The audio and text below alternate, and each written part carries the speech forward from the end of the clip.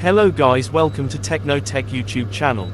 In this video, we will show you how to take CMYK test print in Canon Photocopier.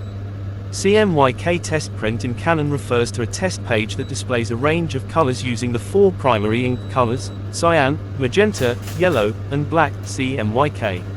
This test print helps users assess the printer's color reproduction capabilities and identify any issues such as color imbalances or misalignments. Printing a CMYK test page allows you to evaluate color accuracy, check for banding or uneven color distribution, and identify any calibration issues. It's a useful tool for adjusting printer settings, calibrating colors, and ensuring that your Canon printer is producing accurate and vibrant prints across the full spectrum of colors. Instructions on how to print a CMYK test page can usually be found in the printer's user manual or settings menu. Thanks for watching. If you learn anything in this video, please give a like and subscribe for more videos. If you have any questions, just pin a comment.